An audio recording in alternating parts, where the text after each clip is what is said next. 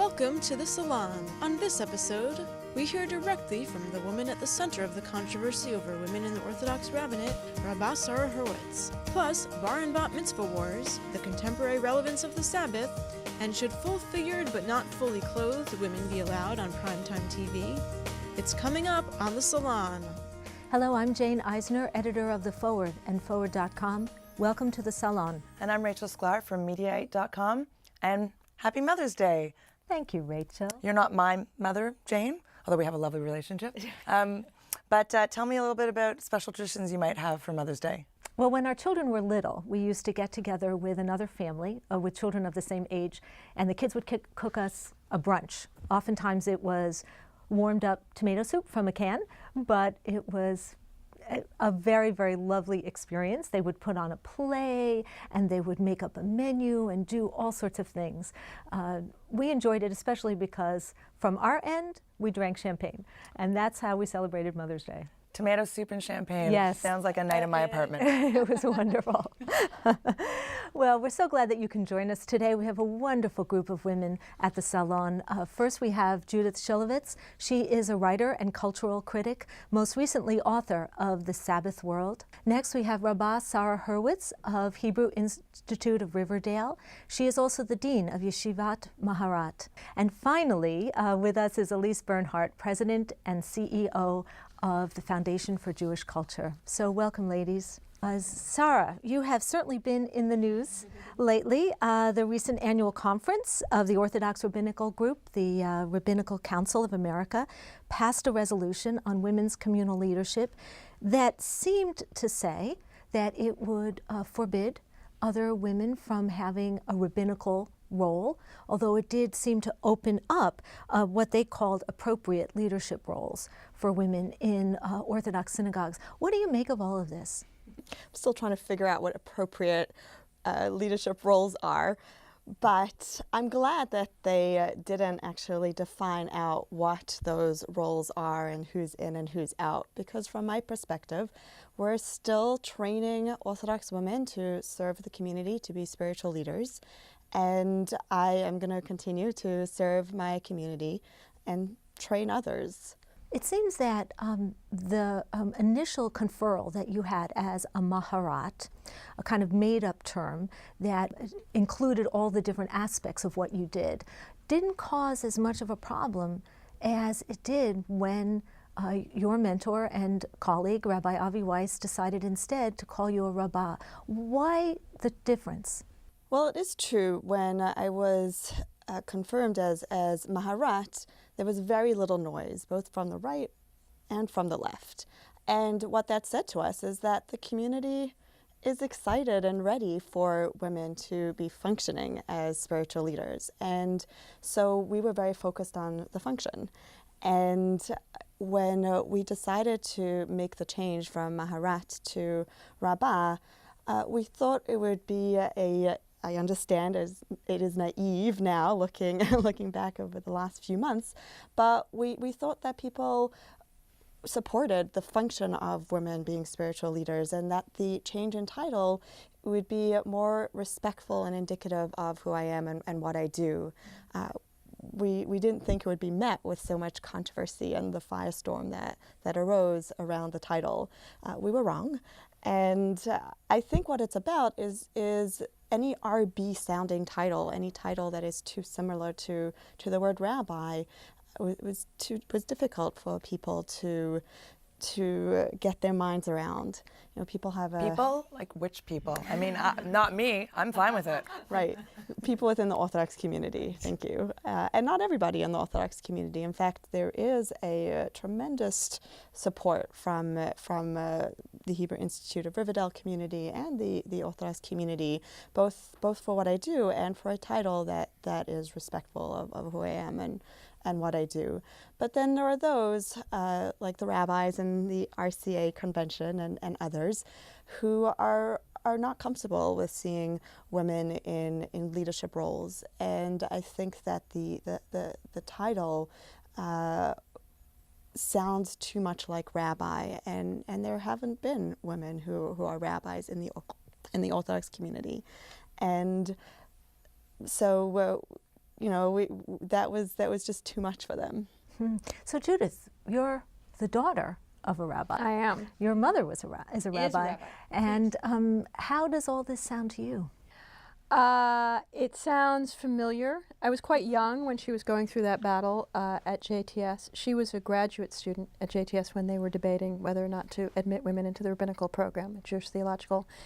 And so she was very involved in the push for it. And I was a somewhat alienated Jew at that point, and I thought, why would you want to be a member of a club that doesn't want to have you? Why just not go out in the world, be a secular Jew and do the things that secular Jewish women can do because they are not restrained by their religious tradition. And I supported her nominally, and I didn't support her fully, and I now regret that, and I admire her enormously for what she did. And may I ask a question?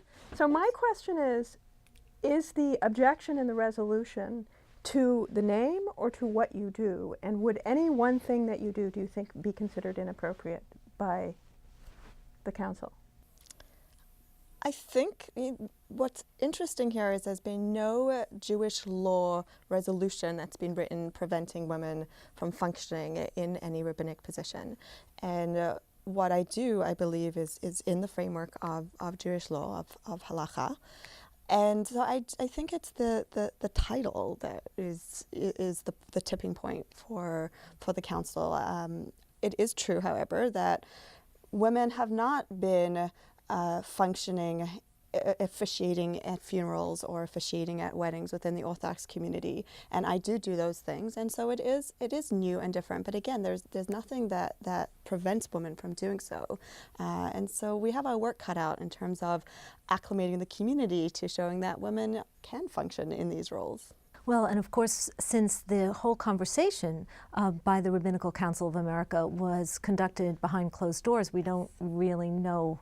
And there were exactly no what there were no women who were right, part of that conversation, we might add. That's right. So we're not entirely sure of what happened. Well, that's what struck me when I read the actual sort of the resolution, the way it was written. There was a lot. The whereas clauses were very bending over backwards, trying to give women a nice little pat on the head for being useful still. But there was something about how, and women's education is important for the development of their children who are women. And I was like, there was an exclusion of the acknowledgement that, women have a direct impact on the men who grow up and, take over these learned roles in the community. I mean, the education has been part of the Jewish family, and that's a benefit to sons as well as daughters. And that's what it's like. That's what's so complex about this issue, because education is encouraged, especially on a high level in terms of Jewish law. But then there's I call it a cement ceiling, because what are women supposed to do with all this knowledge? They're supposed to, I guess, use it for their own personal edification or to teach their own daughters and sons. But women have much to offer the community and really want to impact the community. So I think that it's great that the education is encouraged, but now we have to shift towards making that education meaningful and productive so that women can give back and serve our communities. I also think there's something, a ripple effect that moves from the Orthodox community to the rest of the Jewish world. I work in the Jewish communal world as part of the Foundation's role. And the cement ceiling that you talk about may not be cement, it's a little more porous. But I think that the trickle down of what women are allowed to do and what is appropriate is still, it's still a big problem, because it goes beyond the bounds of religious practice. Absolutely. Do we, it's the segue, this is such a awkward segue, but yet an appropriate one to the next topic, because we were going to talk about Lane Bryant, and that the commercial was like very zuftig woman, let's just call it what it is, that caused such controversy, and can't win, you can't be an educated woman on the one side and move up, but then you star in a Lane Bryant commercial and you can't get in after American Idol. Like, woman just can't catch a break. So before we start talking about it, let's see this commercial. Mom always said beauty is skin deep. A smile is the best makeup, and it's what's underneath that counts. Somehow, I don't think this is what Mom had in mind. Introducing Cacique Intimates exclusively at Lane Bryant. So sexy, so not what Mom would wear. So now here's the issue. The Fox Channel and ABC decided that this commercial wasn't appropriate for what used to be known as the family hour, 8 to 9 p.m., when supposedly children were watching television with their families and the content was supposed to be appropriate. What do you all think about that? I mean, is this inappropriate for that time slot? Yeah, I think it is. Why? I wouldn't have thought that till I had small children. I don't let them watch TV at night anyway, but if I did, do I necessarily want my daughter seeing an advertisement for an incredibly, suggestive advertisement for underwear, which in addition tells her to defy what I'm teaching her, So, yeah. You mean about going out in her underwear with a raincoat exactly, over it? the part. Yeah, I don't want my Sorry, daughter getting. honey. She picks up her fashion ideas. She's 6. She's eclectic. She picks them up from anywhere, and I want her getting that idea. I think the family hour is the family hour, and I think you do protect kids from for one thing, the inappropriate objectification of a woman's body. That is something that by the time you're grown up, you're inured to, but I think little kids are not, and they take it much more literally than we do, and it's not right. I think the question is the double standard here, because I've seen plenty of objectified female bodies in that particular hour, just not quite as much of them. Right, in the programming, there's probably just as much in most of the programming. That doesn't mean we have to approve of it either. Maybe you could say, this is a first step. Thank gosh somebody noticed that this was inappropriate. Now let's clean up the rest of it. Not in the sense of, not dealing with serious topics, but in the sense of gratuitously objectifying women, gratuitous violence. It would be nice if people were thinking about the children and what the effect on them is. But I think what you're talking about is that sex sells, and if sex sells, how come it isn't okay to have a Zoftic woman who, I would call her Rubenesque, actually, and as my grandmother used to say. Because, the skinny thing is so tired, and it's so sad because the effect it has on so many young women is that they're killing themselves trying to be skinny. And I agree with you that if it's the family hour, that they really ought to sort of scrub the whole thing down. But if they're going to use practically naked women on the shows themselves, and then they're going to use practically naked women in some of the commercials, why not have some of them be the way that at least half the population looks? Dancing with the Stars, not known for its modest costumes. That's true. That is true. I agree. I think that women should not be objectified, but there is another piece to this, which is, can we find a balance where women and girls can feel good about their bodies? Maybe it's not so bad to wear sexy underwear underneath your clothing. Obviously I'm going to advocate for modesty and for modest dress, but there's a balance of feeling sexy and feeling good about yourself no matter what your body type looks like. So I wonder if it's possible to find that balance. I think culturally, like that, this does play into being Jewish, because like the Jewish body type tends toward, or more so than most. I'm not generalizing based on this panel, but there's Zaftig. It's a word. It's a Jewish word. It exists because we're a full-figured people. We're a full-figured people. Some of us wanted to be. But feeling, for those amongst us who had such affliction growing up, or such a blessing, right? Or such a blessing. But taking it and feeling like it's a blessing. That if like in the world of like skinny, supermodel-y type people, maybe it's nice to throw in somebody buxom. Can I as a full-figured woman myself, I would like to say, I had that sort of Hollywood, that moment you often have in Hollywood movies where a woman is supposed to be really ugly. And you just think, oh my gosh, I wish I were ugly like that. I wish I were fat like that. That woman hardly looked fat at all. Let's use the word. She was gorgeous, and her body mass index probably was significantly below the average of most Americans. So she wasn't really representative of the bodies that Americans increasingly have, actually. Well, that's the irony of our society right now, is that we have this terrible obesity epidemic, and yet, you know, I know as a mother of girls that the power of the sort of need to be thin is really frightening and afflicts a lot of young women and not so young women, you know, in really dangerous and unhealthy ways. And so I kind of look at that commercial, and there's a part of me that says, well, yeah, you know, it's celebrating a different body type, and that's great. I just don't think it ought to be shown when maybe at young 10 kids. o'clock. They could have had a Lane Bryant commercial that was, you know, like a bunch of people having a picnic. That would have been fine. Lane Bryant knew what they were doing. Yes, yeah, they sure did. They do. sure They did. have it up. You know, I never even noticed these things, and I rode my bike past the store, and there's a gigantic, larger-than-life poster of her saying, "This is what the fuss is about." So they're doing very well by it. So good for them.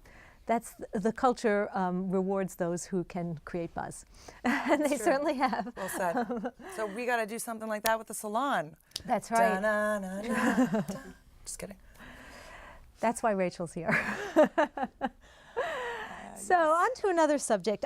You know, in your fascinating book, Judith, you talk about the way the Sabbath has evolved in different cultures and different religions, and within our own religion in so many ways.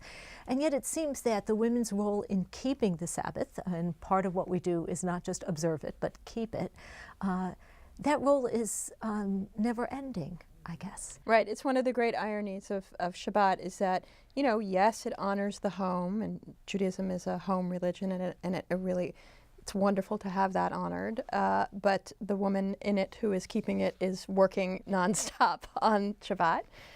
It's not really a day of rest for she who is cooking, cleaning, serving, and so on. Or being a rabbi. Or being a rabbi. Well, that's, you know, when I go around and speak about this book, I have people say to me, you know, I'm a musician. What do you suggest for me? You know, and I have to work my Friday night gigs, and I have to work my Saturday evening gigs, whether or not, you know, the sun has set. What do you say to me? And I say you have a tough problem, because there's really no answer to that. And it's the same with rabbis. You know, they too work through Shabbat. But you also talk about the spiritual necessity of turning off the world, especially at a time when technology is around us and sort of coming at us from so many different angles. Does that kind of carve out a time for creativity, or in addition to spirituality? I mean, is there something beyond just the worry about keeping Shabbat that could be so attractive in our culture and in other cultures? Well, I talk about the Shabbat as a kind of, you know, if you stripped it completely of religious content, a subject we'll get to later, as a kind of machinery for creating community, as almost a system. So that particular thing of turning off, I mean, in our society it's taken on an added meaning that we have to end up turning off electronic devices. It creates time for family, and it forces family members to sort of look up from their solitary pursuits and interact. So in our family, when we turn everything off, that's sort of my moment. That's the moment when my vision of what parenting is supposed to be prevails over, say, my husband's, because, you know, I want all that stuff off, and I want us to be together in real time, and maybe we aren't always having fantastically meaningful and important conversations, but we're still together, and nobody's paying attention to, you know, something that takes them into a different space and a different time. And how do you manage all of this? Because you have your kind of official duties, but you also have a young family. I do. I have 3 boys. I have twin boys who are 5 and a 1.5-year-old boy, 3 boys. And how do I manage? I have a wonderful husband who shares the responsibility of parenting with me. I wouldn't be able to run out of the house to be in a synagogue and shul on time and be really present there if he wasn't there to parent with me. And I have wonderful kids who understand that Ima's on the bima. Ima's on the bima. That's a wonderful. great song. That's really nice.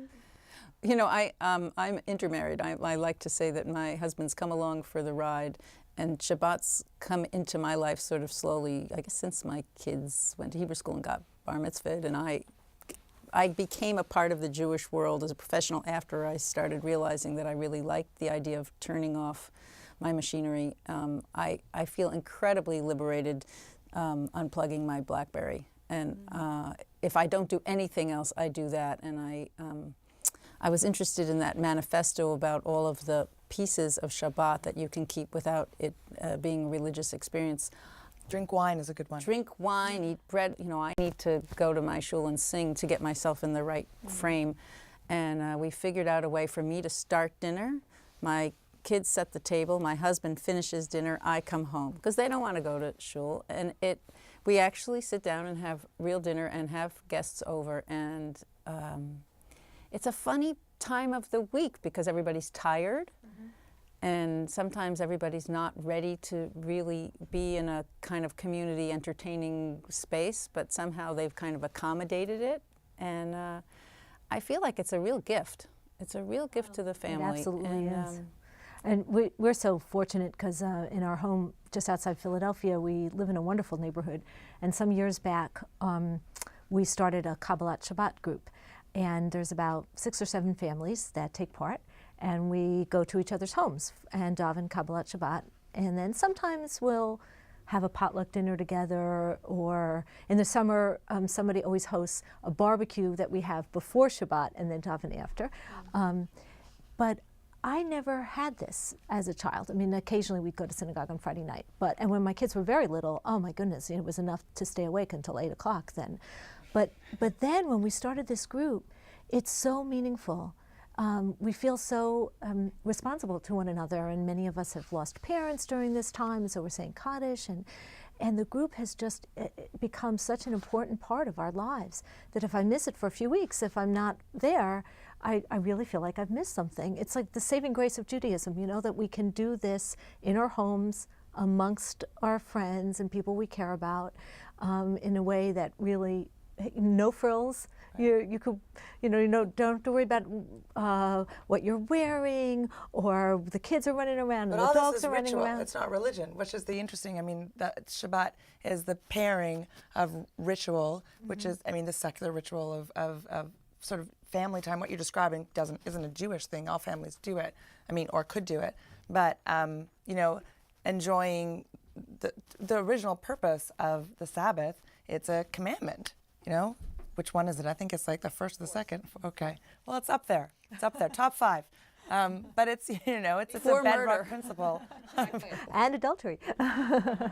But there is a sense of marked time. I mean, you've talked about this too, Judith. Yeah, I was going to say my whole week goes around.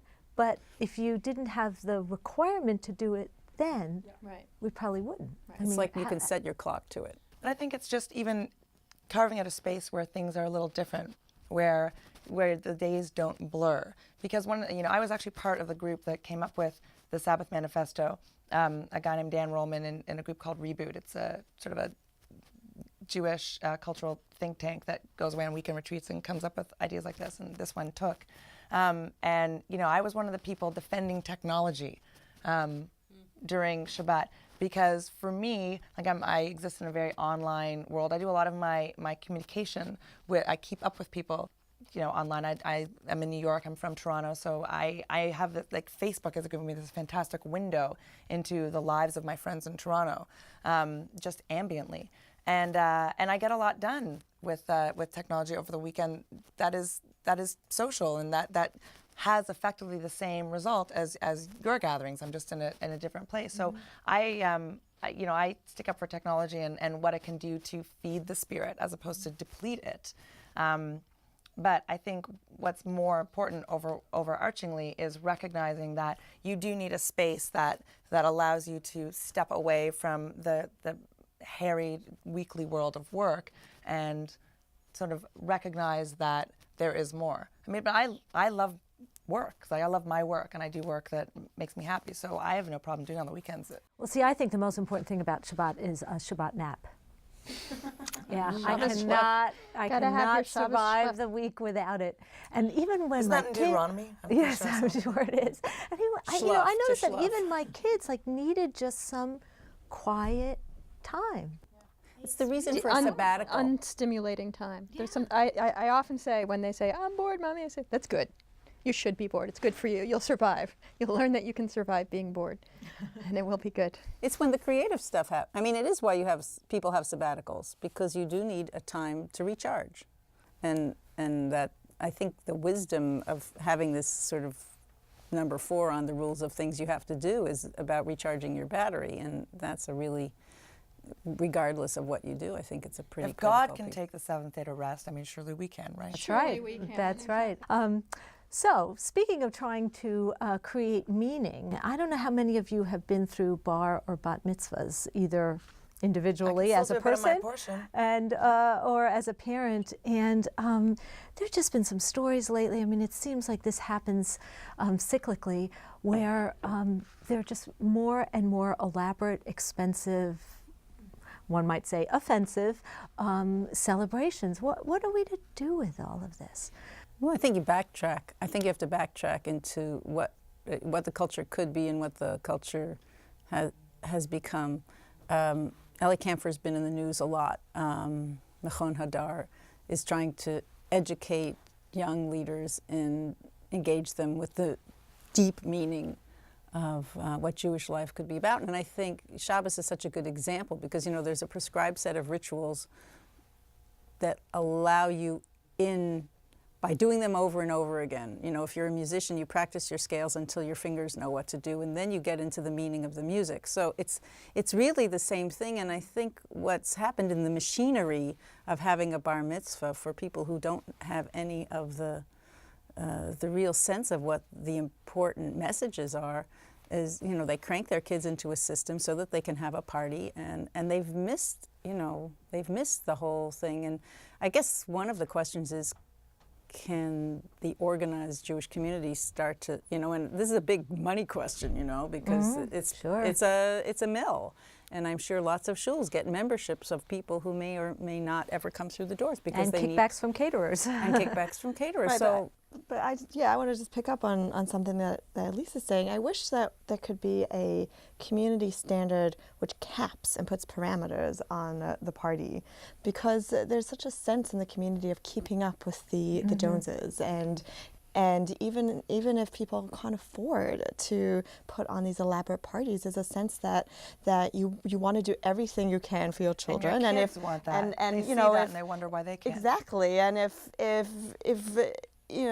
one girl had this elaborate party, then her friends are all going to want to have that party, and that's just missing. Not everybody can have Fiddy come and play for their Yeah, bar but mitzvah. I'm sorry. I think there's a role for parenting and sort of sensible Sensibility, parenting here. yeah.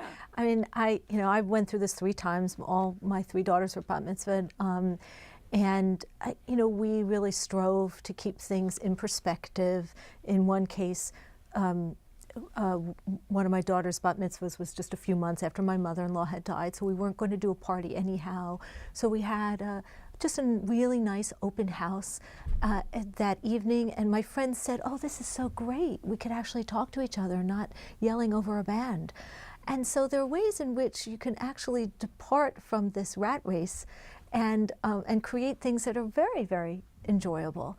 And I think we have to kind of have some self-restraint here or something. Well, there's also an industry. You have to think about the industry. I mean, I did both of my kids' bar mitzvahs on a very, very DIY kind of a way, which was fine. And I thought, well, I know I want some dancing, so I know I need some good music, and I know I want the food to be good. And so, we rented a gym, and I think we were certainly not anywhere close to being with the Joneses or anybody else, but I think we had a good time. I know my kids had a good time and my friends had a good time, and at the end of the day, that it's for them and their memory of it that you want it to make sense. And it goes back to the value system, though. What do you want your kids to leave with? Right. That's when I sit down with a family and we try to envision what the bat mitzvah experience is going to be. I try to focus them on what it means to be a bat mitzvah. And for me, it means achieving and accomplishing something that was difficult, and when you look back on it, feeling really good that you were able to do that. So yeah, maybe they'll remember the party, but you're mastering their portion or a really difficult speech or whatever section or whatever they decide to do, they should feel good about it. Before the party, they have to climb up on the bima and sing out their portion in front of everybody. And so no matter what, like that is a moment that you have to, step up to and overcome and master. I mean, that's a big deal for a kid. And they deserve a party afterwards. Yes. Just not a very lavish one. Except that, I don't know about you all, but I've been to so many bar or bat mitzvahs in synagogues where it's pretty clear that this is not a family accustomed to going very often, and that the child is getting through this and probably won't be back again for a while. It's just really sad. Because there you think that the service is just the vehicle for the celebration, whereas I always felt like the service was the most important thing. I remember somebody asking me, well, what is the theme of your daughter's bat mitzvah? And I went, bat mitzvah. No. My pet peeve is when you have these kind of families and they're having the luncheon elsewhere and they sponsor the most minimal possible kiddush. Yes. And you don't know the family, so you go there and you get this really minimal kiddush, and everyone is aware that they're not at the party, who's at the kiddush. And we at our synagogue I used to go to before I moved to New York, we had the rule that you had to either sponsor a very lavish kiddush, even if you were having it off-site, or you had to have luncheon on. They preferred you to have lunch on site, and you had to have a table or two set up for people who were invited spontaneously, who just happened to be in the congregation. And that was the custom, and I thought that was the right custom, because I think there's something supremely creepy about shul coming to an end and then everyone running off to some fancy lunch and you're not invited. Especially if they take a bus or something like that, where some people aren't going to ride either. This is very different from how I grew up. And I just like taking a bus. I remember, there were fancy parties and stuff like that, but taking a bus off-site to I mean, I had a luncheon, but I don't actually remember the kiddush after. I'm not sure that that's how it worked at my shul. Frankly, we were Reform, but I remember it all being very integrated, and I remember it feeling really good. It wasn't. We had a luncheon after, and then my parents had a party that night at our house, which was really fun, and then I had a party the next night for my friends, a kids party with a DJ. That was great. Well, you want to think how it should be. Yeah, it is supposed to be a communal celebration. I mean, to me, as a mother, the most amazing moment is seeing your child up there. And I, sometimes read Torah and read Haftarah, but I never do it at the same time because the tunes are different, and I'm always afraid that I'm not going to keep it straight. So I'm really in awe of those children. And then you have to give a speech. Right, and you have to do it right. It's a lot. No pressure. No. But controversially, I want to back up what you said about community setting standards. I think there's a place for rules here. When I interviewed at Jewish day schools for my children, I was surprised that there weren't explicit standards for what you could and could not do at bar and bat mitzvahs. And I thought it's the place of the school to set those standards if they're training the kids. And they don't do it because they're private schools. They're private schools. They need the parents. There's enough parents out there who are going to take offense and withdraw their kids that they're not going to do it. They're not going to go there. And I wish they would. Well, is it the job of the rabbi in any particular community? And I'm sure that they worry that they're going to lose their jobs because there are people who don't want to have to observe community standard. But I know that you can make criteria for having a bar mitzvah, which might include 5 years of Hebrew school, not 1 year of tutoring. I mean, I know that there are shuls that do that, which, depending on the nature of the secondary school, might be a good thing or a bad thing. But at least there's some minimum amount of training that's not practicing for your SATs. The bar and bat mitzvah has to be for the kid. It can't be to display to the community that the family's done well that year. Well, maybe what they can do is just start by saying that no longer can you bring the bar or bat mitzvah child into the party room on the shoulders of the dancer. Oh my God, the facilitators. Oh my gosh. That'd be a good place to start, don't you think? I think what all you got to do is It's a very minimal limit. Yeah, because you can't legislate, Good taste. sort of basically you really can't. All you have to do is create a framework and say, okay, this is available, these are the traditions, this is the community. Participate, and hopefully you want to participate for the right reasons, and hope that a natural selection takes place. I think that if you're gonna, if I would be probably outraged if I was immediately told upon signing my child up for school about what I could and could not do with his or her bar bat mitzvah, just because I want to do what I wanted to do and what my family wanted to do. But without those restrictions, what I would probably do is something pretty reasonable. But I'll tell you where standards are good, because if you can put some parameters and some standards, then it becomes more of a communal event, so that when the single mom who is struggling to make ends meet is planning her daughter's or son's bat mitzvah, they don't feel the need to take out a loan, a college loan, right? to make this event happen. And I see that, and I find it so sad. I think there's another thing that the community can do too.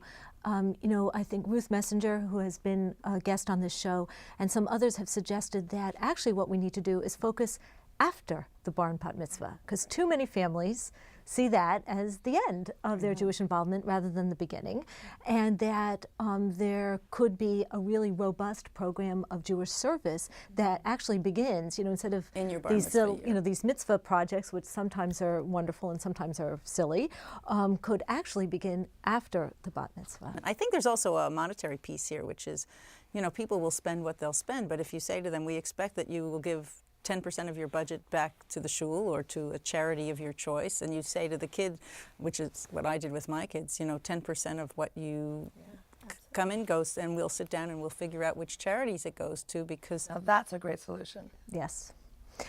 Well, I think that we have to come to an end of this conversation, another wonderful conversation at the Salon. I want to thank my guests, Judith Shulevitz, Sara Hurwitz, and Elise Bernhardt, and of course, Rachel Sklar. Please join us again for the next edition of the Salon. And in the meantime, join the conversation on forward.com, our sisterhood blog where Jewish women converse. Well, Rachel, another wonderful time. Thank you. Thank you, Jane, and happy Mother's Day. Thank you.